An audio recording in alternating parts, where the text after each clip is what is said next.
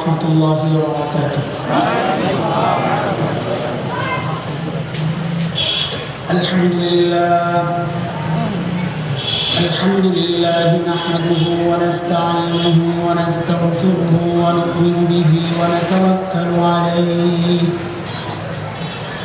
ونعوذ بالله من شرور أنفسنا ومن سيئات أعمالنا. من يهده الله فلا مضل له ومن يضلله فلا هادي له. وأشهد أن لا إله إلا الله وحده لا شريك له. وأشهد أن سيدنا وسندنا وحبيبنا ومولانا محمدا عبده ورسوله. اللهم صل على محمد وعلى آل محمد كما صليت على إبراهيم وعلى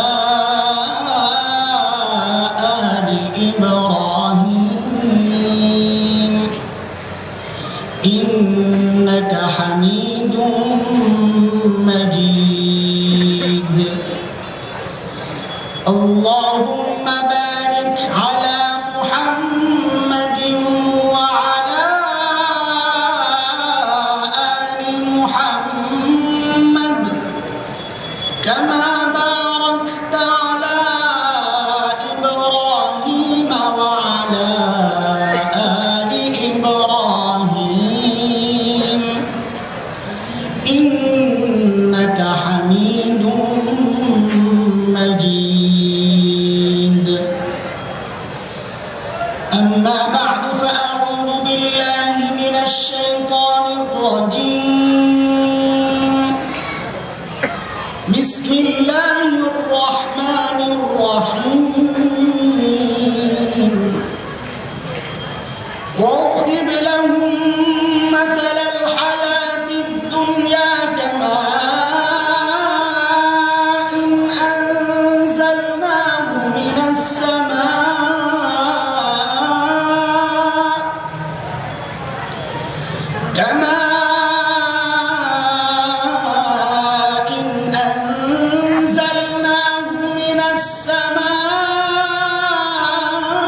السماء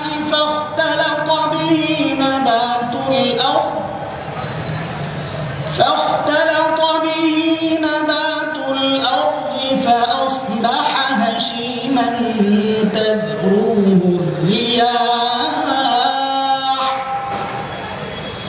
وكان الله على كل شيء مقتدرا. وقال تعالى: قال فبما أغويتني لأقعدن لهم صراطك المستقيم ثم لآتينهم من بين أيديهم ومن خلفهم وعن أيمانهم وعن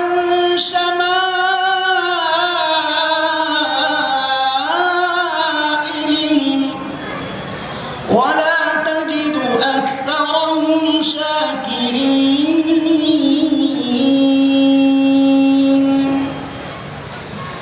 آمنت بالله صدق الله العلي العظيم.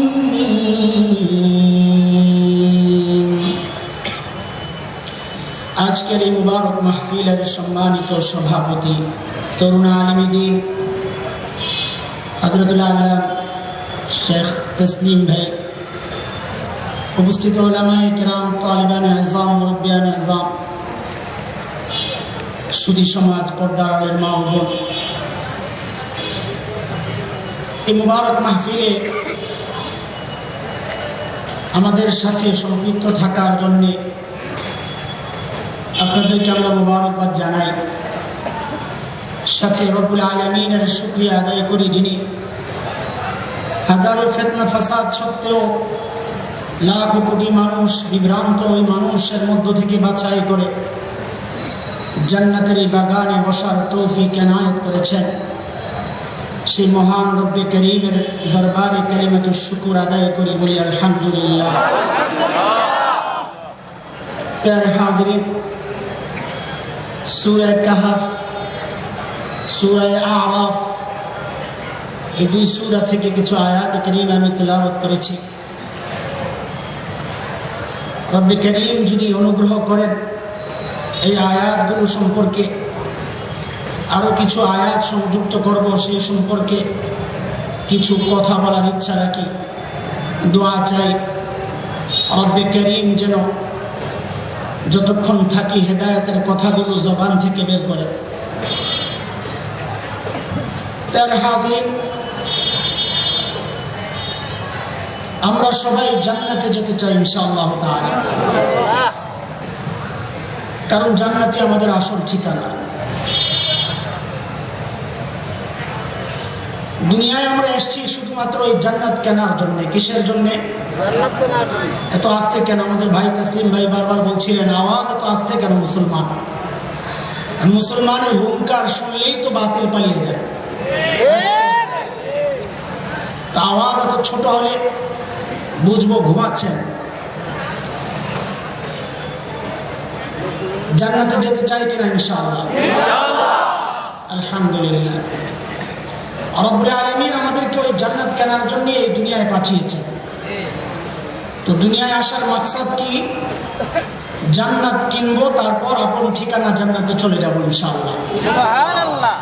কিন্তু রব্বুল আলামিন এই দুনিয়ার বাজারে আমার সামনে কিছু শত্রু রেখেছেন, যে শত্রুকে পরাজিত করে আমাকে জান্নাতের ওই রাস্তায় উঠতে হবে।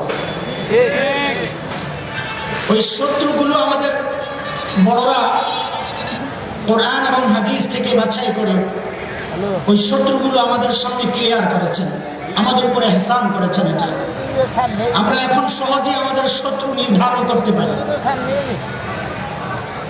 ওই শত্রু নির্ধারণের জন্য আকাবির আসলাফরা আমাদের জন্য একটা শব্দ তৈরি করেছেন, যে শব্দটা হচ্ছে দুশমন। ওই দুশমনের যতগুলো অক্ষর আছে, প্রত্যেকটা অক্ষরের মধ্যেই আমাদের শত্রু লুকায় আছে। সহজ করে বলি আপনাদেরকে, দুশমনের প্রথম অক্ষর হচ্ছে দাল, দুশমনের দ্বিতীয় অক্ষর হচ্ছে শিন। সাধারণ মানুষরা না বলে অন্তত আলিমরা তো বলতে পারে। দুশমনের প্রথম অক্ষর, দুশমনের দ্বিতীয় অক্ষর, দুশমনের তৃতীয় অক্ষর, দুশমনের চতুর্থ অক্ষর নুন। এই চার অক্ষরের মধ্যে আমাদের চার শত্রুর কথা রয়েছে।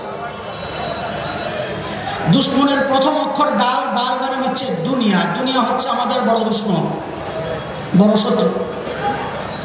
দুশমনের দ্বিতীয় অক্ষর হচ্ছে শিন, শিন মানে শয়তান, শয়তান হচ্ছে আমাদের বড় শত্রু। দুশমনের তৃতীয় অক্ষর হচ্ছে মিম, মিম মানে মাখলুক, মাখলুক আমাদের জন্য জান্নাতে যাওয়ার বড় বাধা, শত্রু। দুশমনের তৃতীয় অক্ষর হচ্ছে নুন, নুন হচ্ছে নাফস, মানুষের প্রবৃত্তি। এটা হচ্ছে আমার অন্যতম বড় দুশমন, অন্যতম বড় শত্রু।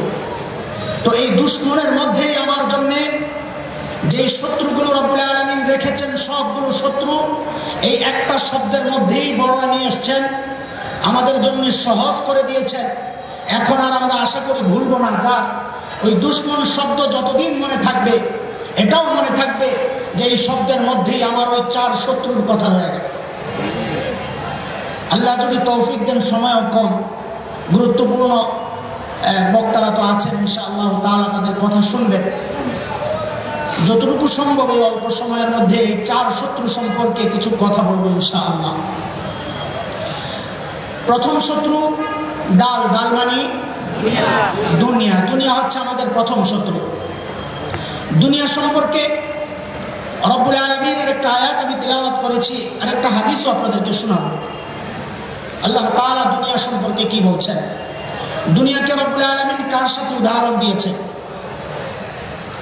রব্বুল আলামিন বলছেন সূরা কাহফের মধ্যে, اضرب لهم مثل الحياة الدنيا كماء أنزلناه من السماء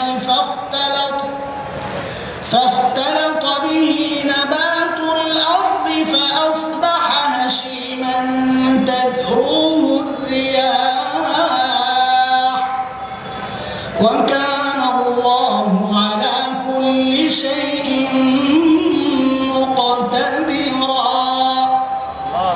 রব্বুল আলামিন উদাহরণ দিয়েছেন দুনিয়াকে আসমান থেকে নাজিল হওয়া পানির সাথে। কার সাথে? আসমান থেকে নাজিল হওয়া পানির সাথে।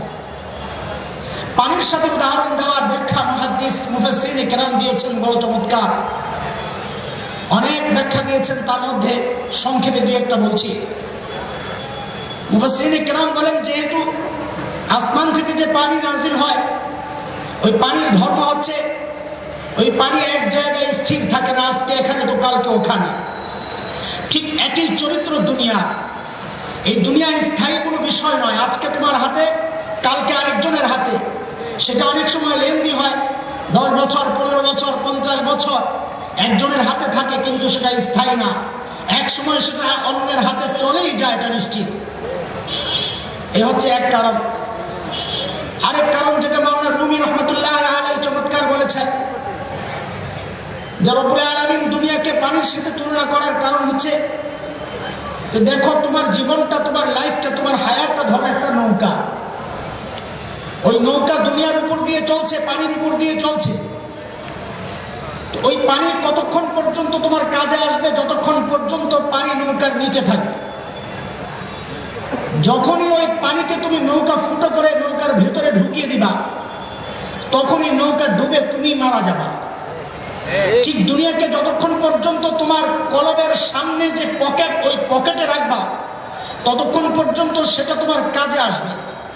যখনই সেটা তোমার দিল ফুটা করে কলবের ভিতরে ঢুকায় দিবা, ওই পানি যেমন নৌকার মধ্যে ফুটো করে ঢুকায় দিলে নৌকা ডুবে মানুষ মারা যাবে, ঠিক তোমার কলবের ভিতরে যদি দুনিয়ার মহাব্বত ঢুকে যায়, তাহলে তুমিও তোমার জান্নাতের নিয়ামত থেকে বঞ্চিত হবা। মুফাসসিরিনে কেরাম আরো একটা চমৎকার ব্যাখ্যা দিয়েছেন, মায়ে কাসির, বেশি পানি, এর দ্বারা পবিত্রতা অর্জন করা যায়। কখন? যতক্ষণ পর্যন্ত পানির কিছু গুণ আছে, এই গুণগুলো থাকে। মাদ্রাসার ছাত্ররা এরা ভালো বুঝে, পানির 3টা গুণ। কয়টা গুণ? 1 নম্বর হচ্ছে পানির কালার যদি ঠিক থাকে, 2 নম্বর হচ্ছে পানির স্বাদ যদি ঠিক থাকে, 3 নম্বর হচ্ছে পানির ঘ্রাণ যদি ঠিক থাকে। কোন মুহাক্কিক তো চমৎকার বলেছেন, বলে যে বান্দা, এই জন্যই তুমি যখন ওযু করো, ওযুর প্রথম ফরজ হচ্ছে মুখ ধোয়া। কিন্তু তুমি একটু চিন্তা করো, তুমি মুখ ধোও নাই, না দিয়ে তোমার উপর সুন্নত একটা হুকুম আসলো, তুমি আগে হাতটা ধো। এরপর আরেকটা সুন্নতের হুকুম আসলো, তুমি কুলি করো। আরেকটা সুন্নতের হুকুম আসলো, তুমি নাকে পানি দাও। কোনদিন চিন্তা করেছো ফরজ আমলের আগে 3টা সুন্নত তুমি কেন আদায় করতেছো? কোন মুহাক্কিক এর নুকতা বয়ান করেছেন এভাবে, যে আসলে ওই 3 সুন্নতের মাধ্যমে আমি পানির 3 গুণের পরীক্ষা আগে নিয়ে নিচ্ছি। আমি যখন হাত ধুচ্ছি তখন পানির কালার ঠিক আছে কিনা আমি দেখে নিচ্ছি। আমি যখন কুলি করতেছি তখন পানির স্বাদ ঠিক আছে কিনা আমি দেখে নিচ্ছি। আমি যখন নাকে পানি দিচ্ছি তখন পানির ঘ্রাণ ঠিক আছে কিনা আমি দেখে নিচ্ছি। যখন আমার কাছে ক্লিয়ার হয়ে গেল যে পানির কালার ঠিক আছে, পানির স্বাদ ঠিক আছে, পানির ঘ্রাণ ঠিক আছে, আল্লাহর পক্ষ থেকে হুকুম আসলো, বান্দা এই পানি দ্বারা এবার ফরজ মুখমণ্ডল ধৌত করা তোমার জন্য জায়েজ, তুমি মুখ এবার ধুইতে পারো।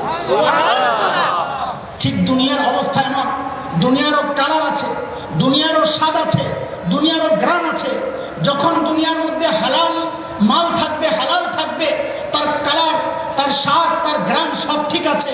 তার মধ্যে যদি চুরির মাল ঢুকে যায়, তার মধ্যে যদি ঘুষের মাল ঢুকে যায়, তার মধ্যে যদি সুদের মাল ঢুকে যায়, তখন সেটা হারাম হয়ে যায়, তার কালার চেঞ্জ হয়ে যায়, তার স্বাদ চেঞ্জ হয়ে যায়, তার ঘ্রাণ চেঞ্জ হয়ে যায়। তখন তার দ্বারা ফরজ আদায় হয় না, তার দ্বারা আখিরাত হাসিল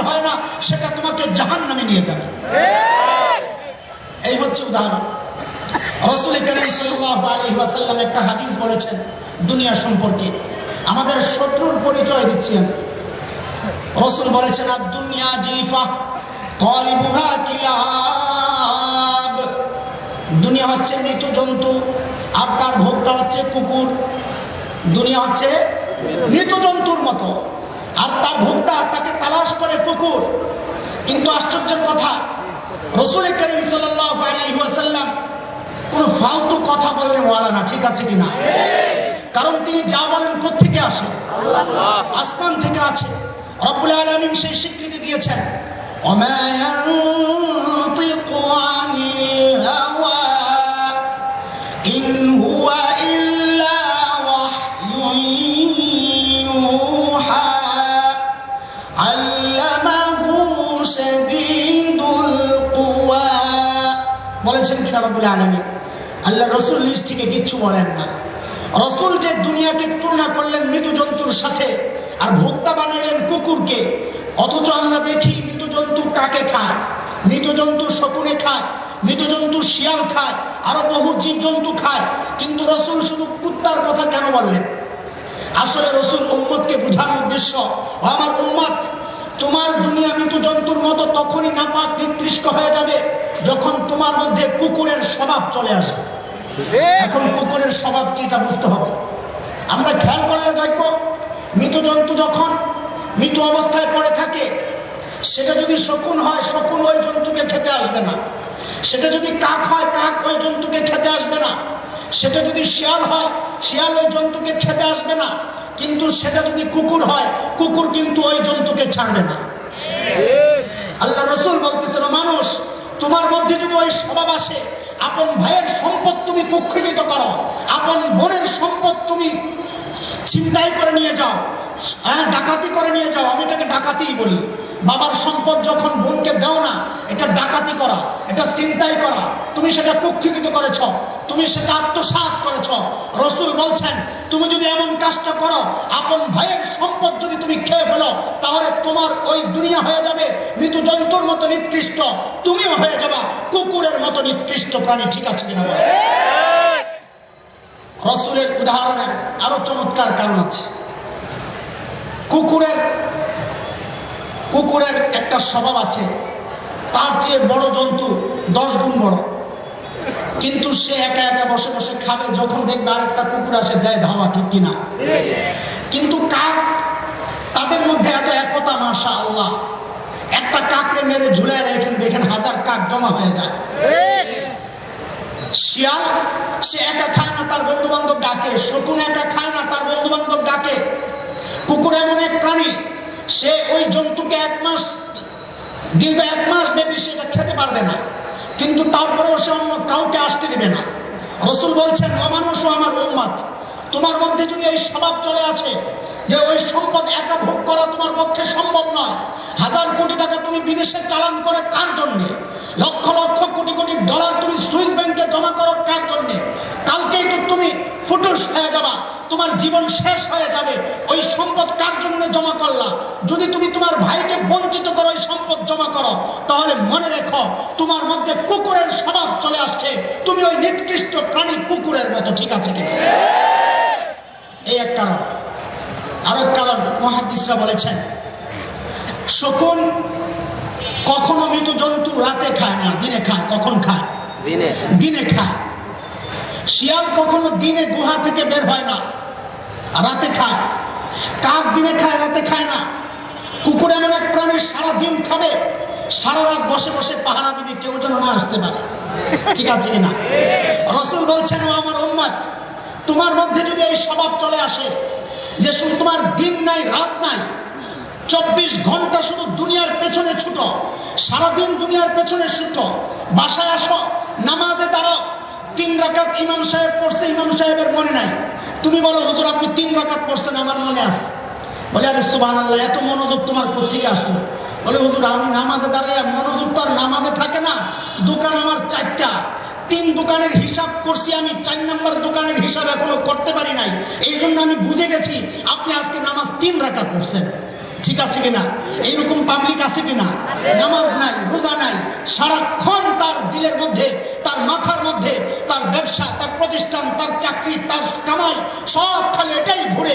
ইবাদতের খবর নাই, আল্লাহ রসুলের খবর নাই, কোরআন তিলাওয়াতের খবর নাই, জিকির আজকারের খবর নাই, সারাক্ষণ শুধু দুনিয়া দুনিয়া। রসুল বলেন তোমার হালত যদি এমন হয়, তোমার ওই দুনিয়া ওই নিকৃষ্ট মৃত জন্তুর মতো, তুমি ওই নিকৃষ্ট প্রাণী কুকুরের মতো। ঠিক আছে কিনা? কুকুরের আরো একটা খারাপ স্বভাব আছে। কি সেটা? কাক যখন মৃত জন্তু খায়, খেয়াল করে দেখবেন ঠুকরায় ঠুকরায় গোস্ত খায়। হাড্ডি খায় নাকি কাকে? শকুন গোস্ত খায়। শিয়াল পরীক্ষা করে রাতে চুপচাপ এক জায়গায় গিয়ে বসে থাকেন জঙ্গলের মধ্যে, মৃত জন্তু সামনে রেখা, দেখবেন যে শিয়ালও খালি গোস্ত খায়, হাড্ডি খায় না। কুকুর এমন এক প্রাণী, যেটা খাওয়া যায় ওটাও খায়, যেটা খাওয়া যায় না ওটাও খাওয়ার চেষ্টা করে। গোস্তও খায়, হাড্ডিও খালি চাবায়। চাবায় কিনা? মানে যেটা খাওয়ার জিনিস ওটাও খায়, যেটা খাওয়ার জিনিস না ওটাও খায়। রাসূল বলছেন আমার উম্মত তোমার জন্য খাওয়া হচ্ছে হালাল, হালালটা শুধু তোমার জন্য খাওয়ার উপযুক্ত, হারাম খাওয়ার উপযুক্ত না। তুমি যদি হালালও খাও যেটা খাদ্য, আর যদি হারামও খাও যেটা অখাদ্য, তাহলে তুমিও কুকুরের মতো নিকৃষ্ট প্রাণী। কারণ সে গোস্তও খায়, আবার হাড্ডিটা যেটা খাওয়ার জিনিস না সেটাও খাওয়ার চেষ্টা করে। ঠিক আছে কিনা? রাসূল করিম সাল্লাল্লাহু আলাইহি ওয়াসাল্লাম দুনিয়ার উদাহরণ দিয়েছেন এভাবে। গেল, আমি এই জায়গায় কথা লম্বাচড়া করব না। আমাদের প্রথম শত্রুর নাম হচ্ছে দুনিয়া, দ্বিতীয় শত্রুর নাম হচ্ছে শয়তান, শিন শয়তান। শয়তান এক ভয়ঙ্কর দুশমন, শয়তান এক ভয়ঙ্কর দুশমন। রব্বুল আলামিন শয়তান সম্পর্কে আমাদেরকে বলছেন সূরা আল ফাতির আয়াত নম্বর 6। আল্লাহ তাআলা ইরশাদ করছেন ইন্নাশ শাইতানা লাকুম আদুউন ফাত্তাখিযুহু আদুওয়া ইন্নামা ইয়াদউ হিজবাহ লিয়াকুনু মিন আসহাবিস সাঈর। শয়তান সম্পর্কে রব্বুল আলামিন বলছেন শয়তান তোমাদের শত্রু, ভয়ঙ্কর শত্রু। ফাত্তাখিযুহু আদুওয়া, শত্রুকে শত্রু চিনতে হবে। আজকে দুনিয়ায় মানুষ শত্রুকে মিত্রকে আমরা বুঝি না। আমরা মনে করি ওই আমেরিকা আমাদের বন্ধু, আমরা মনে করি ওই রাশিয়া আমাদের বন্ধু, আমরা মনে করি ওই ভারত আমাদের বন্ধু। মনে রাখবেন তারা আমাদের বন্ধু তখনই হবে যখন আমার আকীদার মধ্যে ওই ইহুদির আকীদা চলে আসবে, আমার আকীদার মধ্যে ওই খ্রিস্টানের আকীদা চলে আসবে। এর আগ পর্যন্ত তারা আমার বন্ধু কখনো হবে না। এটা আমার কথা নয়, রব্বুল আলামিন বলেছেন ওয়ালান তারদা আনকাল ইয়াহুদ ওয়ালান নাসারা হাত্তা তাত্তাবিআ মিল্লাতাহুম কুল ইন্না হুদাল্লাহি হুয়াল হুদা। আল্লাহ তাআলা বলছেন যে কখনো তারা তোমাদের উপর সন্তুষ্ট হবে না যতক্ষণ না পর্যন্ত তোমরা তাদের ধর্মের অনুসরণ করো। আমরা যদি মনে করি কোন রাষ্ট্র এরকম কারো বন্ধু হিসাবে প্রকাশ পাচ্ছে, নিশ্চিত জেনে রাখতে হবে ভেতরে ভেতরে ওই মুসলিম নামধারী মুনাফিক তাদের আখলাক, তাদের চরিত্র, তাদের ধর্মকে গোপনে গ্রহণ করেছেন। ঠিক আছে কিনা বলে? প্রিয় হাজরিন, ভয়ঙ্কর দুশমনের নাম হচ্ছে শয়তান। শয়তান আল্লাহকে চ্যালেঞ্জ করেছে। কি চ্যালেঞ্জ করেছে? যখন আল্লাহ তাআলা তাকে তাড়িয়ে দিয়েছেন, সূরা আরাফের মধ্যে ওই কথা আল্লাহ তাআলা বলছেন قال فبما أغويتني لأقعدن لهم صراطك المستقيم ثم لآتينهم من بين أيديهم ومن خلفهم وعن أيمانهم وعن شمائلهم ولا تجد أكثرهم شاكرين। শয়তান চ্যালেঞ্জ করছে আল্লাহকে, আল্লাহ যে মানুষের কারণে আপনি আমাকে তাড়িয়ে দিলেন, আমি কিন্তু তাদেরকে ছাড়ব না। কি করব? আমি হামলা করব তাদের উপর, তাদেরকে আমি সিরাতে মুস্তাকিম থেকে সরিয়ে দিব। ওই সিরাতে মুস্তাকিম সরল পথ, ওই পথের মধ্যে আমি বসে যাব। যে পথ ধরে বান্দা আপনার পর্যন্ত পৌঁছে যেত, যে পথ ধরে বান্দা জান্নাত পর্যন্ত পৌঁছে যেত, আমি বলবো সুম্মা লাআতিয়ান্নাহুম মিন বাইনি আইদিহিম সামনে থেকে, ওমিন খালফিহিম পেছন থেকে, ওয়ান আইমানিহিম ডান থেকে, ওয়ান শামাইলিহিম বাম থেকে, তার উপর আমি চতুর্মুখী হামলা করব, নানা রকমের চক্রান্ত করব আমি। ওয়ালা তাজিদু আকসারাহুম শাকিরিন, আপনি জেনে রাখেন আল্লাহ তাদের অধিকাংশই আপনার নাফরমান হবে। কার কথা এটা? শয়তানের কথা। আজকের দুনিয়ায় মানুষ এই এক ধোঁকায় পড়ে থাকে, অমুক পীর সাহেবের লক্ষ লক্ষ মুরিদ, সে যদি ভণ্ড হয় তাহলে তার পেছনে এত লক্ষ লক্ষ মানুষ যায় কিনা। তাদেরকে বিনয়ের সাথে সূরা আরাফের অংশ শোনায় দিতে চাই, লক্ষ লক্ষ মুরিদ হওয়া এটা কারো হক্কানি হওয়ার আলামত না। হক্কানি হওয়ার আলামত হচ্ছে মুখের মধ্যে সুন্নত থাকবে, হক্কানি হওয়ার আলামত হচ্ছে শরীয়ত তিনি পালন করবেন, হক্কানি হওয়ার আলামত হচ্ছে মুরিদের কলবের দিকে তার দৃষ্টি থাকবে, হক্কানি হওয়ার আলামত হচ্ছে মুরিদের আমলের দিকে তার দৃষ্টি থাকবে। আর যেই সমস্ত ভণ্ডদের দৃষ্টি থাকে মুরিদের পকেটের দিকে, যেই সমস্ত ভণ্ডের দৃষ্টি থাকে মুরিদ কয়টা উট দিল, কয়টা গরু দিল, কয়টা সিন্নি দিল,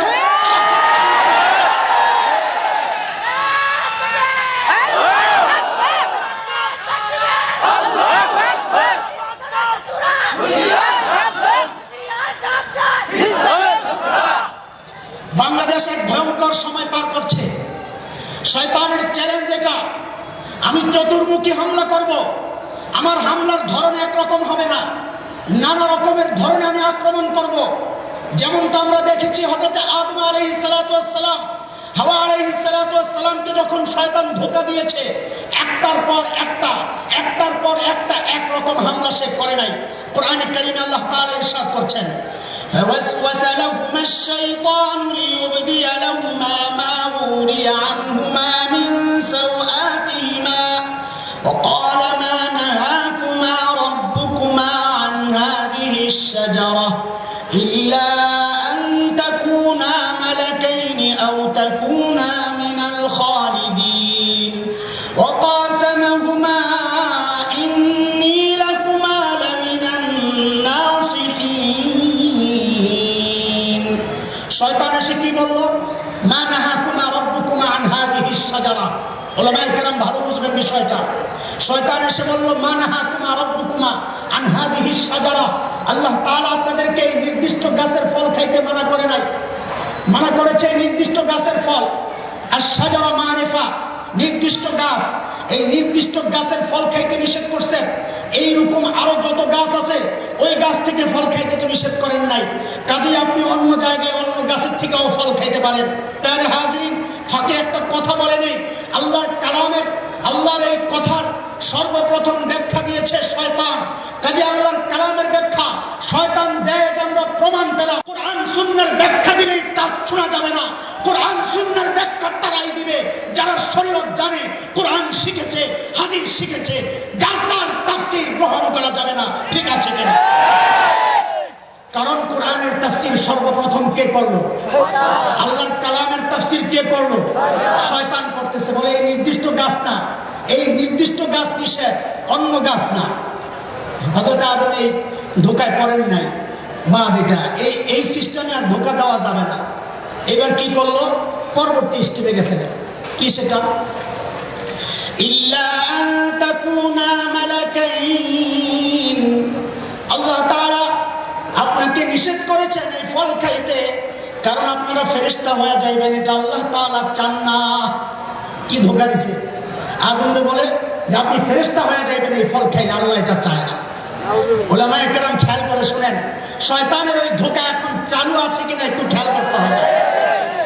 ফল খাইলে আদম আলাইহিস সালাম ফেরেশতা হবেন। আদম আলাইহিস সালাম নবী, সমস্ত আহলে সুন্নাত ওয়াল জামাত এই ব্যাপারে একমত। সমস্ত নবীরা সমস্ত ফেরেশতাদের চেয়ে শ্রেষ্ঠ। ঠিক আছে কিনা? আদম আলাইহিস সালামকে আল্লাহ তাআলা নবুয়ত দিয়ে শ্রেষ্ঠত্ব দান করেছেন, তিনি ফেরেশতা হতে যাবেন কোন দুঃখে? ধোঁকা কেনা এটা? আজকের উলামায়ে কেরামকে এই ধোঁকা দেওয়া হচ্ছে, মাদ্রাসাগুলোকে আধুনিক বানানোর নামে ধোঁকা দেওয়া হচ্ছে। আলেমকে তারা ডাক্তার বানাইতে চায়, আলেমকে তারা ইঞ্জিনিয়ার বানাইতে চায়। মুহাম্মাদুর রাসূলুল্লাহ আমাদেরকে খায়রুকুম মান তাআল্লামাল কুরআন ওয়া আল্লামা, যারা কোরআনের শিক্ষক, যারা কোরআনের ছাত্র, তারা জগতের মধ্যে শ্রেষ্ঠ মানুষ। ওই শ্রেষ্ঠত্বের স্বীকৃতি আল্লাহর রাসূল দিয়েছেন। তোমাদের ওই ধোঁকায় আমরা পড়ব না, আমরা ডাক্তার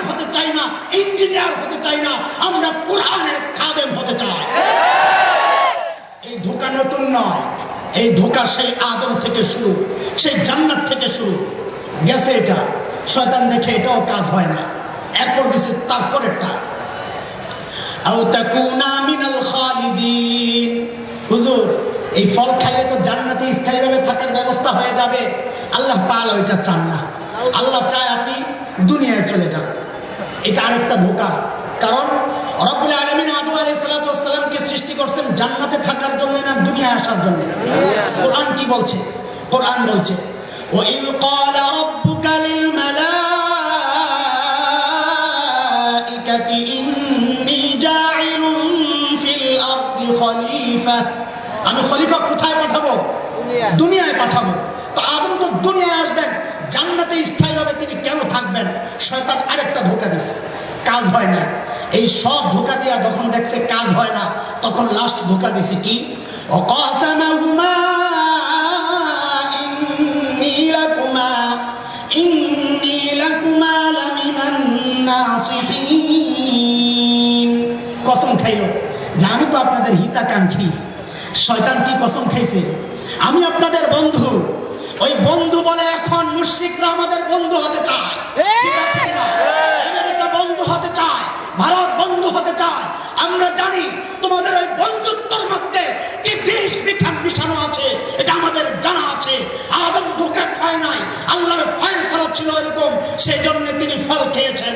কিন্তু আমরা তোমাদের এই সমস্ত ধোঁকা গিলতে রাজি না। আমরা সতর্ক আছি, বিষটা ভেঙে দেব ইনশাআল্লাহ। প্যারা হাজিরিন, শয়তানের অঙ্গীকার, সে নানাভাবে আমাদেরকে ধোঁকা দিবে, নানাভাবে চক্রান্ত করবে। এই চক্রান্তের জন্য রব্বুল আলামিন আমাদের জন্য চিকিৎসা রেখেছেন, অস্ত্র দিয়েছেন। এমন ভয়ঙ্কর দুশমনকে প্রতিহত করার জন্য আল্লাহ তাআলা অস্ত্র দিয়েছেন। কি অস্ত্র? ফেরেশতারা যখন আল্লাহর কাছে বলল, ইয়া আল্লাহ, শয়তান তো চারদিক থেকে আপনার বান্দাকে ঘেরাও করে নেবে, সামনে থেকে হামলা করে, পিছন থেকে হামলা করে, ডান থেকে হামলা করে, বাম থেকে হামলা করে, উপায়টাকে আপনার বান্দা বাঁচবে কেমনে? আল্লাহ বলেন, ওরে ফেরেশতারা, খেয়াল করো নাই? দুইটা দিক তো শয়তান ভুলে গেছে। কয় দিক? দুই দিক ভুলে গেছে। এক হচ্ছে উপরের দিক, আর এক হচ্ছে নিচের দিক। ও ফেরেশতারা, সাক্ষী থাকো, আমার যেই বান্দা এই দুই দিক ব্যবহার করবে আক্রান্ত হওয়ার পর, শয়তান ওয়াসওয়াসা দিয়ে তাকে গুনাহ করাইছে, শয়তান ধোঁকা দিয়ে সে গুনাহ করেছে, শয়তানের ধোঁকায় পড়ে। কিন্তু আমি আল্লাহ আমার দরজা বন্ধ রাখি নাই, খোলা রাখলাম। ওই উপরের দিক খোলা আছে, নিচের দিক খোলা আছে।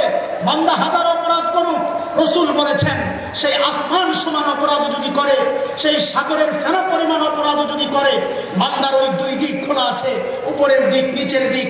বান্দা শুধু একবার একটা সেজদা দিয়ে বলুক, আল্লাহ আমি অপরাধ করেছি।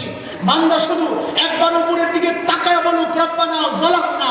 ফেরেশতারা, সাক্ষী থাকো, আমি তার জীবনের সব গুনাহ মাফ করে দেব।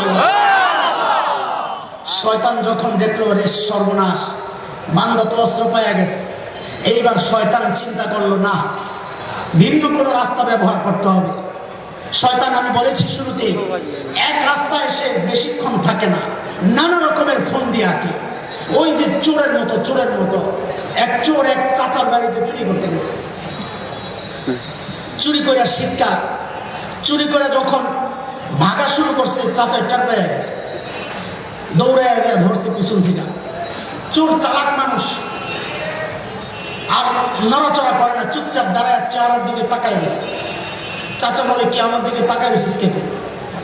বলে, বাজার চুরি করতে আসছি ঠিক, কিন্তু হঠাৎ করে মনটা খারাপ হয়ে গেল।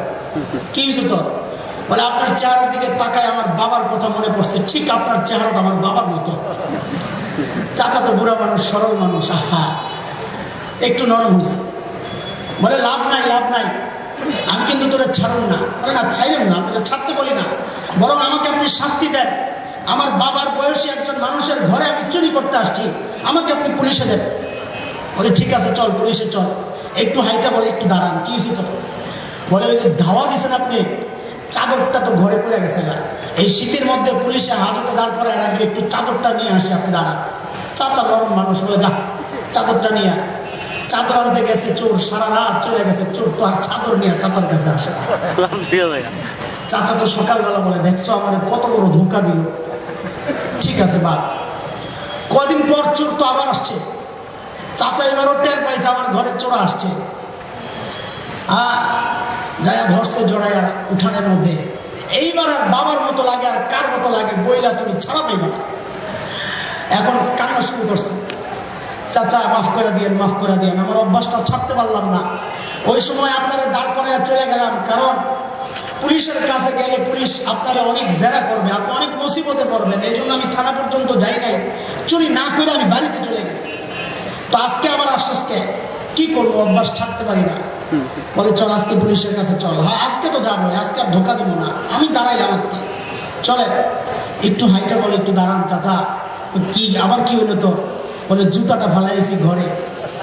বলে এর আগে আমার চাদর আনতে পাঠাইয়া তুমি চাদর আনতে যায়া ভাগছো, এখন আবার জুতা আনতে যায় আবার ভাগবা। আমি দ্বিতীয়বার ধোকা খাইতে রাজি না। বলে না না, আপনি আর ধোকা খাবেন না। আমি এখানে দাঁড়াইলাম, আমি আর ঘরে গিয়া ভাগবো না, এখানেই দাঁড়াইলাম, জুতাটা আপনি নিয়ে আসেন যায়। চাচা বলে হ্যাঁ এটা ঠিক আছে, দাঁড়া, জুতা যায় আমি নিয়ে আসি। চাচা জুতা আনতে গেছে, আইসা দেখে চোর উঠানে দাঁড়ায় দিছে, ভাগছে না। ইবলিস মিয়া, তুমি আমাদেরকে চাচা পাইছ, নানা রকমের ধোকা দিয়া বিভ্রান্ত করবা। আলহামদুলিল্লাহ এই সাধারণ মানুষগুলা দিন না শিখুক, তাদের পাশে হক্কানি ওলামায়ে কেরাম আছে, তাদেরকে সতর্ক করছে, করে যাবে, কিয়ামত পর্যন্ত করে যাবে ইনশাআল্লাহ। ধোকা দেওয়া বারবার সম্ভব হবে না ইনশাআল্লাহ। ঠিক আছে প্যারা হাজির, বলছিলাম শয়তান এবার সিদ্ধান্ত চেঞ্জ করছে কি, যে না আমি আর নিজে যাব না, কারণ আমাকে মারার জন্য আল্লাহ তাআলা তাদেরকে সিস্টেম জানিয়ে দিয়েছেন, অস্ত্র দিয়ে দিয়েছেন। যেই অস্ত্রের নাম দুইটা অস্ত্র, এক হচ্ছে আউযু বিল্লাহি মিনাশ শাইতানির রাজিম, আর এক হচ্ছে লা হাওলা ওয়ালা কুওয়াতা ইল্লা বিল্লাহিল আলিয়্যিল আযীম। এই অস্ত্র মানলে শয়তান তো ভাগে, জানেন কিনা? শয়তান জানে এই অস্ত্রের খবর। এবার শয়তান বলে না আমি যাব না, আমার খলিফাদেরকে পাঠাইয়া দেই। পাঠাইয়া দিছে খলিফা। ওই খলিফার নাম যুগে যুগে বিভিন্ন নাম চেঞ্জ হয়েছে। আমাদের কাছের যে সমস্ত খলিফারা আছে, সেই এক খলিফার নাম হচ্ছে গোলামে আহমদ কাদিয়ানী। ঠিক আছে কিনা? ওই খলিফা ঈসা ইংরেজদের দালালি করা, মিথ্যা নবুয়তের দাবি করা, সে নিজেকে নবী দাবি করে, কাজ্জাব শয়তান রসুলকে রসুলের খতমে নবুয়তকে অস্বীকার করে মুসলমানকে বিভ্রান্ত করেছে। আলহামদুলিল্লাহ উলামায়ে হক তাদেরকে প্রতিহত করেছে কিনা? ইনশাআল্লাহ করেছে কিনা? আলহামদুলিল্লাহ। করতে রাজি আছে কিনা ভবিষ্যতে? ইনশাআল্লাহ। বাংলাদেশে সব দল থাকবে, সবাই থাকবে, বিধর্মী হিসাবে থাকবে, হিন্দু থাকবে, খ্রিস্টান থাকবে, বৌদ্ধ থাকবে, মগ থাকবে, মুরান থাকবে, গারো থাকবে, চাকমা থাকবে, কোকিল থাকবে, সাঁওতাল থাকবে, পিপড়া থাকবে, সমস্ত জাতি থাকবে, কিন্তু কোন মানুষ নিজেকে কাদিয়ানী দাবি করে এই জমিনে থাকতে পারবে না ইনশাআল্লাহ। আপনাদেরকে একটা তথ্য দেই ভাইরা আমার, যারা রাজনীতি করেন, আপনি আওয়ামী লীগ করেন, আমাদের কোনো আপত্তি নাই, বিএনপি করেন আপত্তি নাই, জামাত করেন আপত্তি নাই, ক্ষমতায় যেতে চান না আপনাদের বিষয়, ক্ষমতায় থাকতে চান না আপনাদের বিষয়। কিন্তু বিনয়ের সাথে আপনাদেরকে একটা কথা বলে যায়, উত্তরবঙ্গের খবর আসছে আমাদের কাছে, হাজার হাজার মুসলমানকে প্ররোচনার মাধ্যমে, ধোঁকার মাধ্যমে কাদিয়ানী বানানো হচ্ছে। এর প্রতিরোধ করতে হবে আপনাদের। আমরা আপনাদের সাথে আছি ইনশাআল্লাহ। যদি এর বিপক্ষে আপনারা অবস্থান নেন, কাদিয়ানীদের বিপক্ষে অবস্থান নেন, নাস্তিকের বিরুদ্ধে অবস্থান নেন, মুরতাদের বিরুদ্ধে অবস্থান নেন, আল্লাহর কসম খেয়ে বলছি, আপনি যেই দলেই করেন আপনার সাথে উলামায়ে কেরাম থাকবে ইনশাআল্লাহ তাআলা। রাজি আছেন না ইনশাআল্লাহ? আমরা কোনো দল করি না, আমরা রসুলের দল করি। ঠিক আছে কিনা? যেই দলের মাধ্যমে রসুলের ইজ্জত রক্ষা হবে, আমরা তাদের সাথে আছি কিনা ইনশাআল্লাহ। আর যারা রসুলের বিরুদ্ধে অবস্থান নেবে, বাংলার মানুষ ইতিহাস সাক্ষী, যুগে যুগে প্রমাণ দিয়েছে, রসুলের বিরুদ্ধে অবস্থান নিয়ে কেউ কোনোদিন এই জমিনে টিকতে পারে নাই, টিকতে পারবে না ইনশাআল্লাহ। এই জমিন উলামায়ে কেরামের জমিন। এই জমিনে শুয়ে আছেন শাহজালাল ইয়ামানি, এই জমিনে শুয়ে আছেন হাফিজ হুজুর, এই জমিনে শুয়ে আছেন শামসুল হক রাহমাতুল্লাহ আলাইহি, এইরকম বহু আল্লাহওয়ালা শুয়ে আছেন। এই জমিনকে নাপাক করতে আমরা দেব না, দেব না, দেব না ইনশাআল্লাহ। ওই শয়তানের আরেক খলিফার নাম হচ্ছে দেওয়ানবাগী পীর সাহেব। বিশ্বাস হয় আপনাদের? বন্ধ। আমরা আর বেশি কিছু বলতে চাই না, আপনারা চিনেন। ওই শয়তানের আরেক খলিফা এইরকম আছে, এদিকে বহুত বড় পীর সাহেব, লক্ষ লক্ষ মুরিদ, যার বর্তমান পীর সাহেবের দাড়ি নাই। জানেন কিনা আপনারা? দাড়ি আছে, দাড়ি নাই। তার বাবা এক বড় পীর সাহেব ছিলেন। আপনাদেরকে হলফ করে আমি হাসান জামিল চ্যালেঞ্জ করে বলে গেলাম, আসুন, সাহস করে সামনে থাকলে আসুন, বসুন, কোরআন সুন্নাহ মোতাবেক আমি প্রমাণ করে দিব তিনি মুসলমান হয়ে কবরে যায় নাই। আমি প্রমাণ দিব ইনশাআল্লাহ।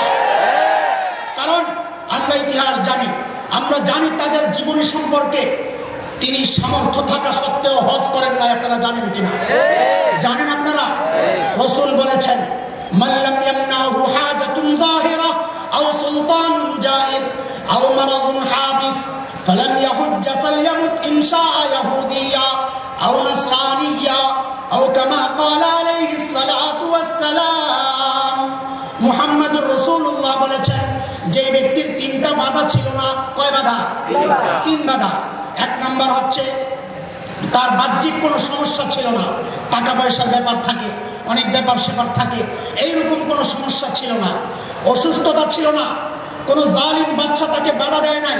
এরপরেও যদি সে হজ করতে না যায়, রাসূল বলেন এইরকম ব্যক্তি সে মুসলমান নয়, সে ইহুদি হয়ে মারা গেল না খ্রিস্টান হয়ে মারা গেল, আমি রাসূল তার জিম্মাদার না। যার জিম্মাদার রাসূল নেন নাই তাকে আমরা মুসলমান বলে স্বীকার করতে পারি না।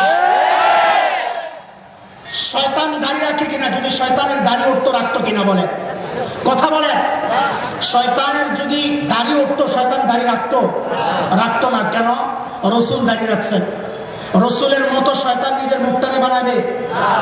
কাজেই যে সমস্ত পীর সাহেবের মুখে দাড়ি থাকবে না, সে রাসূলের খলিফা না শয়তানের খলিফা? না সন্দেহ আছে? কারো সন্দেহ থাকলে বলেন, আরো দলিল দিব। আরো দলিল লাগবে? রাখেন, আর কথা আছে, শেষ করতে হবে, সময় শেষ। প্যারে হাজিরিন, আমরা চ্যালেঞ্জ করে বলবো, প্রত্যেকটা ভণ্ড, মুশরিক, বেদাতি নয় শুধু, মুশরিক, মানুষকে শিরক শিখায়, যারা নিজেদের নামে মান্যত করা শিখায়, তারা আর যাই হোক মুসলমান থাকতে পারে না। ঠিক আছে কিনা? যারা কবরকে পূজা করে, কবরের সেজদা দেয়, আর যাই হোক তারা মুসলমান থাকতে পারে না। ঠিক আছে কিনা? কারণ মুসলমান সেজদা দেয় কাকে? আল্লাহকে। মুসলমান মান্যত করে কার নামে? আল্লাহর নামে। মুসলমান জবে করে কার নামে? আল্লাহর নামে। যে সমস্ত মানুষ গায়রুল্লাহর নামে জবে করে, তাদের সম্পর্কে আল্লাহ বলেছেন, ওমা উহিল্লা লিগায়রিল্লাহি বি, গায়রুল্লাহর নামে জবে করলে সেটা হারাম। ওই সিন্নি খাওয়া হারাম, ওই বিরিয়ানি খাওয়া হারাম, ওই তিহারি খাওয়া হারাম। যেই সমস্ত ব্যাগের মধ্যে ওই পীরের নামে মান্যত করা গরু ঢুকেছে। ঠিক আছে কিনা? প্যারে হাজিরিন, শয়তান নানা সময়ে তার শয়তান নানাভাবে ওইরকম তার খলিফা নিয়োগ করে। ঠিক আছে কিনা? আমাদের দেশে বর্তমানে এক খলিফা নিয়োগ করা হয়েছে, নাস্তিক নামক খলিফা। চিনেন কিনা আপনারা? এদেরকে কারা সৃষ্টি করেছে? ওই ইংরেজরা, যারা কাদিয়ানীদেরকে সৃষ্টি করেছে। এদেরকে কারা সৃষ্টি করে? ওই ইংরেজরা, ওই ইহুদি নাসারারা, যারা ওই সমস্ত ভণ্ডদেরকে সৃষ্টি করে। ঠিক আছে কিনা? তাদেরকে জানিয়ে দিতে চাই, শয়তানকে অস্ত্র মারার, শয়তানকে বোমা মারার তরিকা পদ্ধতি আমার রব আমাকে শিখিয়ে দিয়েছেন। আর আমার আকাবিররা আমাদের সামনে ইতিহাস রেখে গেছেন, শয়তানের দালালদেরকে কিভাবে প্রতিহত করতে হয় সেটাও আমাদের জানা আছে, তাও আমরা করবো ইনশাআল্লাহ তাআলা। প্যারে হাজিরিন, সময় বেশি নাই, আমি 3 নম্বর শত্রুর মধ্যে চলে যাই। আমাদের 3 নম্বর শত্রুর নাম কি? মাখলুক। দুশ্মন, মিম মিম, মাখলুক। মাখলুক আমাদের শত্রু। এটা মায়ার কারণেও হইতে পারে, ভয়ের কারণেও হইতে পারে। অনেক সময় মাখলুকের মায়ায়, মাখলুকের মহাব্বত আমি আল্লাহর নাফরমানি করি, করি কিনা? ও যুবকেরা যারা বিয়ে করেছ, দাড়ি রাখে না, কেটে ফেলে। জিজ্ঞেস করি, দাড়ি রাখো না কেন মিয়া? বলে হুজুর, ঘরে গেলে বউ কয় তুমি চাচা হওয়া হইতে পারো, আমি চাচি হইতে রাজি না। বলে কিনা এরকম? পাবলিক আমার কাছে এসব বলে, দাড়ি রাখলে নাকি চাচা হয়ে যায়। ইবলিস কোথাকার! দাড়িটা কার সুন্নত? বলেন কার সুন্নত? রাসূলের সুন্নত। আজকের এই মজমা যদি বিএনপির মজমা হইতো, আর যদি রাস্তা দিয়ে আওয়ামী লীগের মিছিল এই মিছিলের মধ্যে ঢুকতো, আর জয় বাংলা, জয় বঙ্গবন্ধু বলে, তাইলে তার পিঠের মধ্যে কিল যা পড়তো একটাও মাটি পড়তো না। ঠিক আছে কিনা? ঠিক উল্টাটা হইলে একই অবস্থা হইতো আমাদের দেশের রাজনৈতিক প্রেক্ষাপটে। আমি বলছি, যদি তাই হয়, রাসূলের ওই হাসরের মাঠে যখন উম্মতে মুহাম্মাদের এরকম মিটিং বসবে, ও যুবক তুমি কোন সাহসে এই ইহুদি নাসারার সাইনবোর্ড প্লেকার্ড ব্যানার নিয়ে মুহাম্মদুর রাসূলুল্লাহর সামনে হাজির হবা? তোমার কত বড় সাহস! সম্ভব হবে না। রাসূল তাড়াইয়া দিবেন। যদি রাসূলের জনসভায় অংশগ্রহণ করার মতো হিম্মত আশা থাকে তাহলে নিয়ত করে ফেলো আজকের এই মজমা থেকে, ইনশাআল্লাহ তাআলা যতদিন বাঁচবো আর কোনোদিন রাসূলের কলিজায় আমি আঘাত দিব না, ইনশাআল্লাহ তাআলা। আমাদের মাখলুকের ভালোবাসার কারণে আমরা যে আল্লাহকে ভুলে যাই, সন্তানের ভালোবাসার কারণে মানুষ হারাম কামায়। জিজ্ঞেস করে ঘুষ কেন খান? বলে হুজুর বাচ্চাদের একটা ভবিষ্যৎ আছে না। মা বাচ্চাদের ভবিষ্যৎ, রাসূল বলছেন লা তাআতা লি মাখলুকিন ফি মাসিয়াতিল খালিক। খালেকের নাফরমানি হয় এমন কোনো কথা মাখলুক থেকে শোনা যাবে না। সে আমেরিকা হোক, যদি আমার আল্লাহর বিরুদ্ধে শরীয়তের বিরুদ্ধে সেটা হয় আমরা সেটা মানতে বাধ্য নই। আমার দলের হোক, রাষ্ট্রপ্রধানের পক্ষ থেকে হোক, কুরআনের বিরুদ্ধে যা এমন কোন কথা আমরা মুসলমান মানতে প্রস্তুত না। ঠিক আছে কিনা? কোরআন সুন্নাহ যতদিন এই জমিনে থাকবে ইনশাআল্লাহ তাআলা এই দেশের স্বাধীনতাও থাকবে। ঠিক আছে কিনা কথা? হযরত মুসা রাদিয়াল্লাহু তাআলা আনহার একটা উদাহরণ দিই আপনাদের। ফেরাউনের বান্দির নাম ছিল কি নাম? মুসাতা। কি নাম ছিল? মুসাতা, ফেরাউনের বান্দি।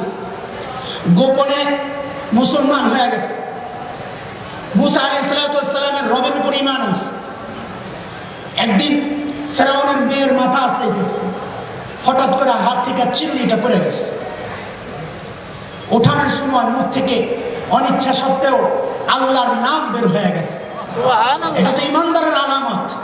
ইমানদারের কলব জারি থাকে, ইমানদারের জবান জারি থাকে। তুমি হুমকি দিয়ে ধমকি দিয়ে কোরআনের আওয়াজকে বন্ধ করতে পারবা না। এত সহজ না এটা। এটা আমার দিলের সাথে বসে গেছে। আমার রক্ত শরীরে এক ফোঁটা থাকলে জবান যতদিন চালু থাকবে আল্লাহর কালামের কথা বলে যাব, কারো রোখার ক্ষমতা নাই ইনশাআল্লাহ তাআলা। কারণ হচ্ছে আমরা মৃত্যুকে ভয় পাই না, আমরা শাহাদাতে বিশ্বাস করি, আমরা ফাঁসিকে ভয় পাই না, জেল জুলুমকে ভয় পাই না। কোরআনের জন্য, শরীয়ত প্রতিষ্ঠার জন্য, নিজের জীবন দেওয়ার জন্য আমরা প্রস্তুত থাকি সদা সর্বদা। ঠিক আছে কিনা? আমরা ক্ষমতায় যেতে চাই না, ক্ষমতার লোভ আমাদের নাই। ওই নোংরা রাজনীতিতে তোমরা থাকো। আমাদের দাবি একটাই, কোরআন সুন্নাহ শরীয়তের বিরুদ্ধে কোন সিদ্ধান্ত নেওয়া যাবে না, এই জমিনে যাবে না ইনশাআল্লাহ। রাজি আছেন কিনা? ইনশাআল্লাহ। তার হাজরিন, হযরত মুসা রাদিয়াল্লাহু তাআলা আনহা মুখ থেকে আল্লাহর নাম যখন বের হয়ে যায়, ফেরাউনের মেয়ে বলে তুমি কি আমার বাবাকে আল্লাহ বলে মানো না? মুসা বলে তোমার বাবা আল্লাহ হলেন আমি মানবো।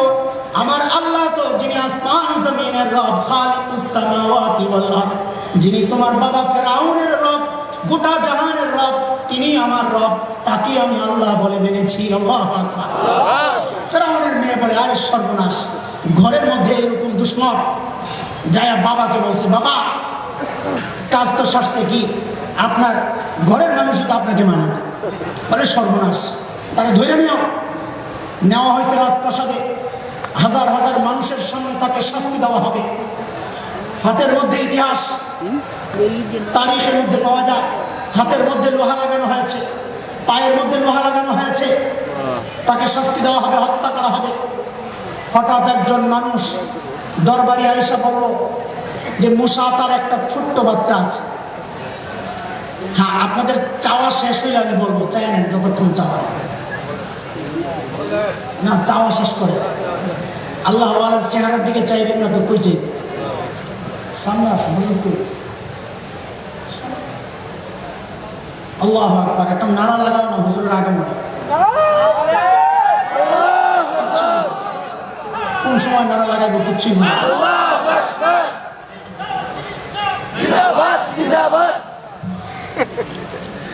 মরা এরা নাকি জিহাদ করবে, প্লাস্টিকের ব্যবসা করবে, এটাই ভালো থাকবে।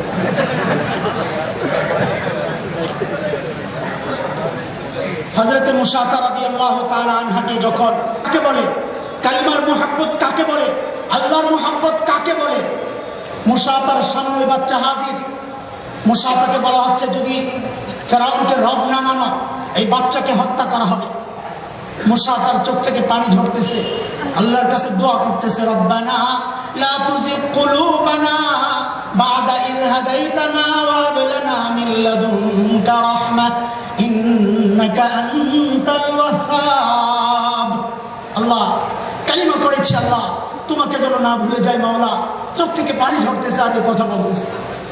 বাচ্চাকে যখন বুকে দেওয়া হলো মায়া লাগানোর জন্য, অনেকক্ষণ বাচ্চাটা দুধ খায় না, মার দুধের স্পর্শ পায়া বাচ্চাটা দুধ ধরার জন্য মুখে দেওয়ার জন্য যখন ছটফট করতেছে, দুধের মায়ের কেমন লাগে, তার কলিজাটা ফেটে যাচ্ছে।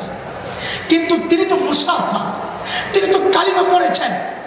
সন্তানের মায়ায় আল্লাহকে ভুলতে পারেন না, মাখলুকের মায়ায় আল্লাহকে ভুলতে পারেন না, ফিরআউনের রক্তচক্ষুকে দেখে আল্লাহকে ভুলতে পারেন না, কারণ তিনি কালিমা পড়েছেন। কালিমায় বিশ্বাসীরা সন্তানের জীবন চলে গেলেও আল্লাহকে ভুলতে পারে না, ঠিক আছে কিনা? কালিমায় বিশ্বাসীরা নিজের জীবন চলে গেলেও কালিমার সাথে কোনো আপোষ করে না, ঠিক আছে কিনা?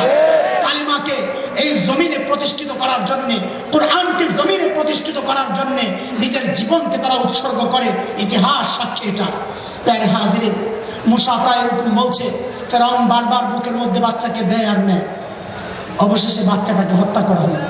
মুসা তা কাঁদতেছে, মুসা তাকে হত্যা করা হলো। ফিরআউন ঘরের মধ্যে গিয়া হযরত আসিয়া রাদিয়াল্লাহু তাআলা আনহাকে বলতেছে, আজকে আমার বিদ্রোহী মুসা তাকে হত্যা করেছি, তার ওই ছোট্ট বাচ্চা সহ। হযরত আসিয়া রাদিয়াল্লাহু তাআলা আনহা সাথে সাথে বলে উঠলেন, আরে জালিম, রব তো আমিও তোকে মানি না। মায়েরা বোনেরা, স্বামী যদি আপনাকে গুনাহ করতে বলে, ফিরআউনের বিবি আসিয়ার কথা মনে করেন। স্বামী এত বড় দুর্দান্ত প্রতাপশালী মহাপরাক্রমশালী ব্যক্তি, আনা রব্বুকুমুল আ'লা বলে যিনি নিজেকে বড় রব দাবি করেছিল, তার মুখের মধ্যে বলে দিয়েছে, তোমাকে রব আমিও মানি না, আমিও সেই আল্লাহকে মানি যিনি তোমারও রব, আমারও রব, গোটা জাহানের রব। আল্লাহু আকবার।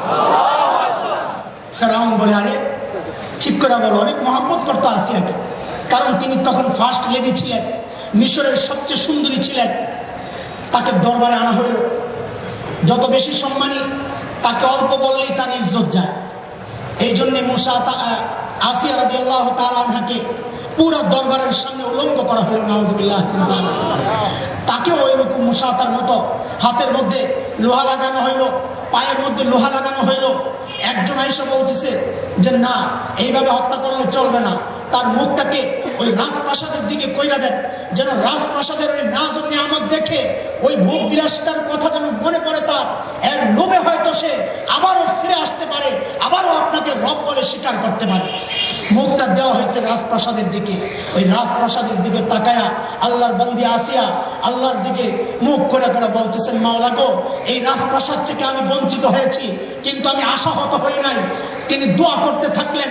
সূরা আত-তাহরিমের মধ্যে রব্বুল আলামিন এই আয়াতটা উল্লেখ করেছেন।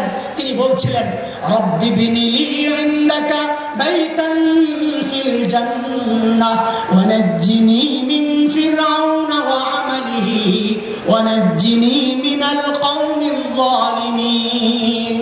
মাবুদ, তোমারই জান্নাতে একটি ঘর বানিয়ে দিও। রব্বি বিনিলি ইনদাকা বাইতান ফিল জান্নাহ। আল্লাহ, ফিরআউনের রাজপ্রাসাদের আমার দরকার নাই, তোমার জান্নাতে তুমি আমার জন্য একটা ঘর বানায়া দিও। ইবনিলি ইনদাকা জান্নাতান বাইতান ফিল জান্নাহ। আল্লাহু আকবার। পুরস্কার কি পেয়েছে আসিয়া? কি পুরস্কার পেয়েছে? মুসা কি পুরস্কার পেয়েছে?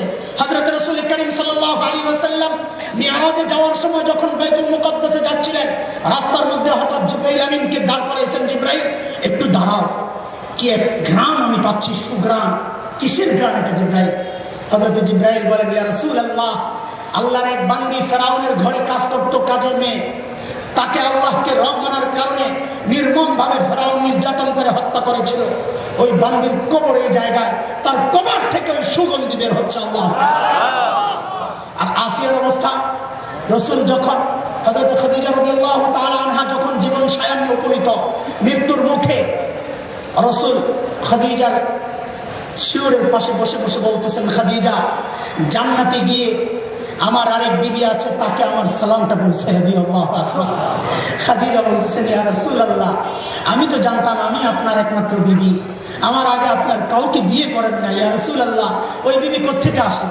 আল্লাহ রাসূল বলেন, খাদিজা, ফেরাউনের বিবি আসিয়া আল্লাহকে মানার কারণে তার স্বামী ফেরাউন তাকে হত্যা করেছিল।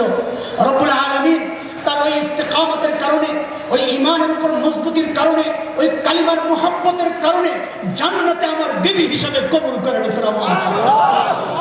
সেই তো বহু আগের ইতিহাস এগুলো। আমি মাঝখানে আরো অনেক ইতিহাস বলার ইচ্ছা ছিল, সময় কম, হুজুরও চলে আসছেন, একদম শেষ করে দিচ্ছি আর 5-6 মিনিটের মধ্যে ইনশাআল্লাহ।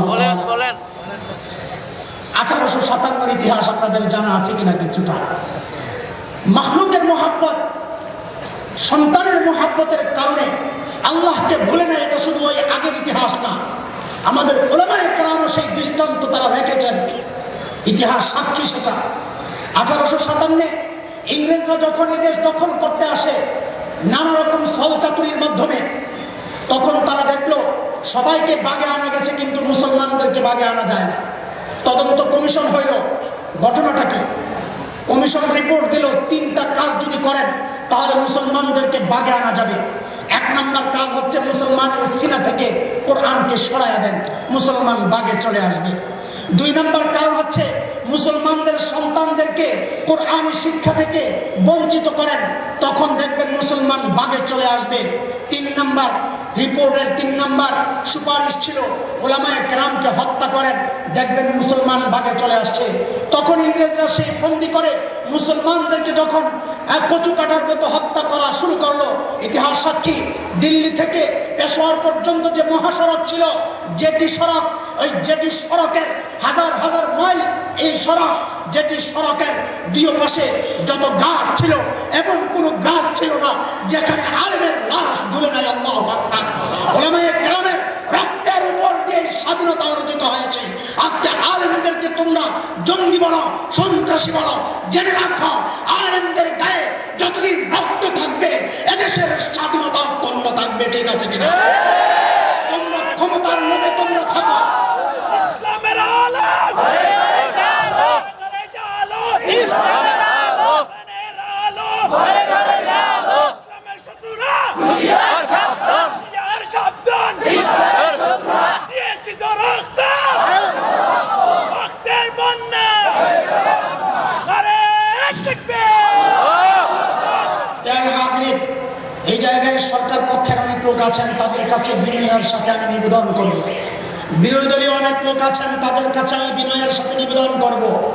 ইসলামী সংগঠনের অনেক কর্মী আছেন, অনেক নেতা আছেন, তাদের কাছে বিনয়ের সাথে নিবেদন করব। ক্ষমতায় যাওয়ার জন্য আপনারা যা ইচ্ছা তাই করেন, ওগুলো নিয়ে আমাদের মাথা ব্যথা নাই, ওই রাজনীতির সাথে আমাদের কোনো সম্পর্ক নাই। কিন্তু একটা কথা জেনে রাখেন, বাংলাদেশের ভৌগোলিক অবস্থা ভয়ঙ্কর অবস্থানে, সেটা আপনারা জানেন কিনা আমরা জানি না। পার্বত্য অঞ্চলগুলোতে হাজার হাজার মানুষকে খ্রিস্টান বানানো হচ্ছে। উত্তরবঙ্গে আমি নিজে গিয়েছিলাম, দিনাজপুর, ঠাকুরগাঁও, পঞ্চগড়, ওই সমস্ত অঞ্চলগুলোতে হাজার হাজার মানুষকে খ্রিস্টান বানানো হচ্ছে। আমি নিজে দিনাজপুরের পার্বতীপুর থানার ওই ল্যাম্প নামক হসপিটাল, ওই হসপিটাল আসলে হসপিটাল নয়, সেবার আড়ালে মুসলমানদের ধর্মান্তরিত করার মিশন সেখানে চলছে। হাজার হাজার মানুষ সেখানে খ্রিস্টান হয়ে যাচ্ছে। সেখানের পাদ্রীর সাথে আমি বসেছি, তাকে চ্যালেঞ্জ করেছি, তার সামনে বাইবেল রেখেছি, বলেছি এই বাইবেল আসমানি কিতাব, আল্লাহর কালাম, যদি প্রমাণ করতে পারো আমি হাসান জামিল আমার হাজার অনুসারী সহ খ্রিস্টান হয়ে যাব। আমি ওপেন চ্যালেঞ্জ করেছি।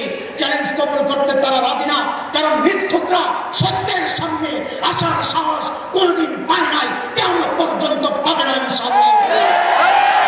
তোমরা লক্ষ্য করো সেই দিকে, দেশের স্বাধীনতা না টিকলে ক্ষমতায় যাওয়ার তোমাদের হবে না। খুব বেশি দিন দূরে নাই যে বাংলাদেশের বিশেষ কোন অঞ্চল পূর্ব তিমুরের মতো খ্রিস্টানদের হাতে চলে যাবে। এইরকম হতে পারে, এইরকম আশায় যারা বুক বেঁধে আছো, শুনে রাখো, বুকের মধ্যে উলামায়ে দেওবন্দের রক্ত ধারণ করছি। এই রক্ত যতদিন থাকবে তোমাদের ওই শকুনের চোখ খুলে ফেলবো, দাঁত উপড়ে ফেলবো, 1 ইঞ্চি মাটি ছাড়বো না ইনশাআল্লাহ।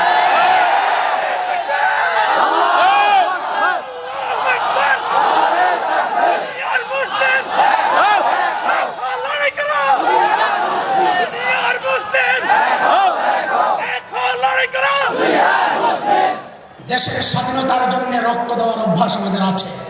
আমাদের ওলামায়ে কেরাম সেই দৃষ্টান্ত রেখেছেন। ইংরেজদের তাড়ানোর পিছনে কাদের রক্ত, রাজপথ রঞ্জিত হয়েছে কাদের রক্তে, ইতিহাস তালাশ করে দেখো গিয়ে। ওই জেটি সড়কের কথা বলছিলাম, যার দুপাশের প্রত্যেকটা গাছে আলেমের লাশ ঝুলেছে। আজাদ কাশ্মীরের মান নামক একটা জায়গা, সেখানে আজও একটা গাছ ইতিহাসের সাক্ষী হয়ে দাঁড়ায় আছে, যেখানে তৎকালীন প্রখ্যাত আলিম হযরত সবুজারি রহমতুল্লাহ আলাই, হযরত রমলি রহমতুল্লাহ আলাই, তাদেরকে ঝুলাইয়া তাদের চামড়া শরীর থেকে আলাদা করা হয়েছিল, শুধুমাত্র কোরআনের হুকুম বাদ দিয়া ইংরেজদের শাসন মানার জন্য তাদেরকে বাধ্য করার চেষ্টা করেছে। জীবন দিয়েছে তারা, আপোষ করে নাই। আমরা তাদেরই সন্তান, জীবন চলে যাবে, অন্যায়ের সাথে কোনোদিন আপোষ করি নাই, করব না কিয়ামত পর্যন্ত ইনশাআল্লাহ। মাওলানা জাফর থানিসি রহমতুল্লাহ আলাইহি তারিখে কালা পানিতে লেখেন, দিল্লি থেকে কিছু আলেমকে যখন গ্রেফতার করা হইল, তাদেরকে পেশোয়ারে পাঠানো হইল, হাতে হাত কড়া পরানো, ট্রেনের মধ্যে করে তাদেরকে পেশোয়ারে পাঠানো হয়েছে। পেশোয়ার যখন নামলো, ইংরেজ শাসক দেখে তাদের মুখের মধ্যে আনন্দের প্রতিচ্ছবি, মুখ উজ্জ্বল, খুশিতে বাগবা, নারে তাকবীর বলছে, আল্লাহু আকবার বলছে, লা ইলাহা ইল্লাল্লাহর জিকির চলছে। ইংরেজ শাসক বলে, আরে এগুলা কোন ধরনের প্রাণী, কোত্থেকে আসলো এরা? বলে, কি বিষয় কি? বলে, আমরা জেল জুলুমকে ভয় পাই না, আমরা জেল জুলুমকে ভয় পাই না। বলে, ভয় পাও না, রাখো, শাস্তি দিব, কঠিন শাস্তি। কি শাস্তি? বলে, তাদেরকে পেশোয়ার থেকে মুলতান পাঠাও। মাওলানা জাফর থানিসি বলেন, আমাদেরকে পেশোয়ার থেকে মুলতান পাঠানো হইল। পেশোয়ার থেকে মুলতান মাত্র কয়েক ঘন্টার রাস্তা, কিন্তু ট্রেনটাকে এমনভাবে তৈরি করা হলো যে একজন মানুষ বসতে পারে সোজা হয়ে, ডানে লোহা, বামে লোহা, সামনে লোহা, পিছনে লোহা, যেদিকে হেলে সেদিক দিয়ে লোহা ঢুকে। বলে, রক্ত আর ঘামে শরীর একাকার হয়ে গেছে। কয়েক ঘন্টার রাস্তা আমাদেরকে 1 মাস লাগে ঘুরাইয়া ঘুরাইয়া আমাদেরকে মুলতান নেওয়া হয়েছে। আমাদের ঘাম, রক্ত শরীর থেকে ঝরছে, খাওয়া দিত না ঠিক মতো, পানি দিত না ঠিক মতো। ওই জায়গায় আমরা পেশাব পায়খানা করতাম, দুর্গন্ধে কষ্ট পাচ্ছিলাম। যখন আমাদেরকে মুলতান কোর্টে ওঠানো হইল, বিচারক রায় দিল, ফাঁসির রায় দিল। যখনই ফাঁসির রায় ঘোষণা হলো, সমস্ত আলেমরা নারে তাকবীর ধ্বনি দেওয়া শুরু করলো। বিচারক জিজ্ঞেস করে, আরে এগুলো কোন শ্রেণীর প্রাণী? তোমরা মৃত্যুকে ভয় পাও না, ফাঁসিকে ভয় পাও না? তারা বলে দিল, আমরা তো আনন্দিত সেই জন্যে যে কঠোর নির্যাতন থেকে আমরা বেঁচে যাব। আমরা তো আনন্দিত সেই জন্যে যে মৃত্যুর সাথে সাথে মুহাম্মদুর রাসূলুল্লাহর সাথে আমাদের সাক্ষাৎ হবে, আলহামদুলিল্লাহ। আমরা সেই জন্য মৃত্যুকে ভয় পাই না, আমরা সেই জন্য ফাঁসিকে ভয় পাই না, আমরা সেই জন্য রক্ত দিতে ভয় পাই না। কারণ এটা আমাদের বিশ্বাস, এটা আমাদের আদর্শ। আমরা জানি, আমরা শহীদ হতে জানি, রক্ত ঝরাতে জানি। আমরা জানি মরলে শহীদ, শহীদ হলে রাসূলের সাথে হাসর, শহীদ হলে আসহাবে বদরের সাথে হাসর, শহীদ হলে আসহারে যত যুদ্ধে শাহাদাত বরণ করেছেন সাহাবায়ে কেরাম, ওই তাদের সাথে আমাদের হাসর হবে।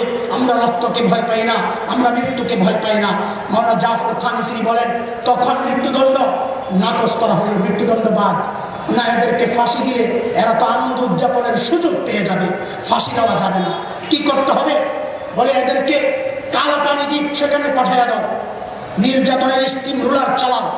কিন্তু চালানোর আগে আরো একটা পরীক্ষা তাদেরকে করো, সেটা হচ্ছে তাদের আপনজনকে সামনে আনো, তাদের সন্তানদেরকে সামনে আনো। হয়তো সন্তানের মায়া মুহাব্বতে তারা ইংরেজদের শাসনকে মেনে নেবে।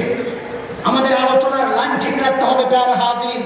আলোচনা চলছিল মাখলুকের মহাব্বতে আল্লাহকে ভুলা যাবে না, মাখলুকের মহাব্বতে জান্নাতের রাস্তা থেকে আমাদের বিচ্যুতি হলে চলবে না। ওলামায়ে কেরাম সেই ইতিহাস, সেই নজির আমাদের সামনে রেখেছেন, সেই কথাই বলছিলাম।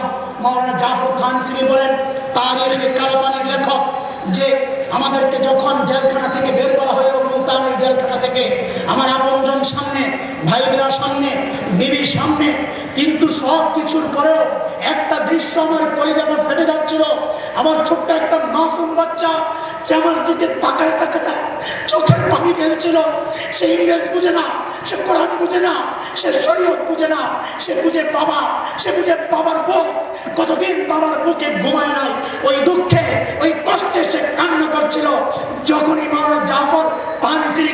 জেলখানা থেকে বের করা হয়, ওই বাচ্চাটা দৌড়ে আয়সা বাবাকে জড়াইয়া ধরে বলতেছে, আব্বা তোমার এই আন্দোলনের দরকার নাই, এই বিরোধিতার দরকার নাই, আমি তোমার বুকে ঘুমাইতে চাই, বাবা তুমি আমাকে ফেলাইয়া চাই না।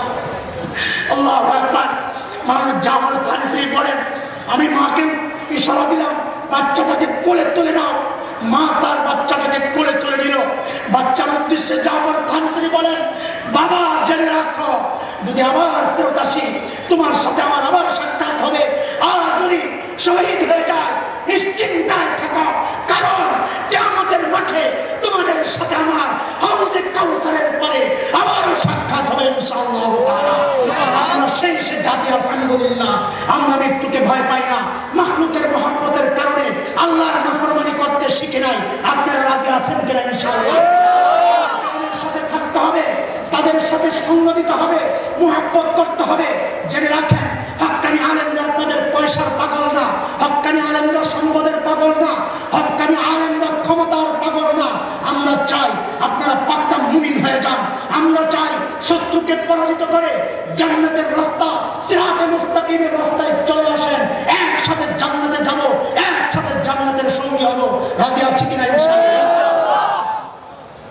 4 নম্বর শত্রু নফস, এ সম্পর্কে কথা বলবো না। আল্লাহ যদি বাঁচায় রাখেন, ভবিষ্যতে আবার যদি দেখা হয় ইনশাআল্লাহ তাআলা এই সম্পর্কে কথা হবে। আমি দোয়া চাই। আমাদের হযরত বসে আছেন, আমার খারাপ লাগতেছিল, আমার ঘটনাটা শেষ করার জন্য লম্বা টাইম নিলাম। হযরত আল্লাহর রাস্তে আফওয়ান মাফ করে দিয়েন। আপনাদের কাছে দোয়া চাই, এই উদাত্ত আহ্বান জানায়া যায়, শত্রুকে চিনতে হবে। শত্রুকে চিহ্নিত করে দিলাম, শত্রুকে চিনে এখন জান্নাতের রাস্তা ঠিক করতে হবে ইনশাআল্লাহ। রাজি আছে কিনা? ইনশাআল্লাহ। আল্লাহ তাআলা কবুল করেন, আমিন। ওয়া আখিরু দাওয়ানা আলহামদুলিল্লাহি রাব্বিল আলামিন। আসসালামু আলাইকুম ওয়া রাহমাতুল্লাহি ওয়া বারাকাতুহু।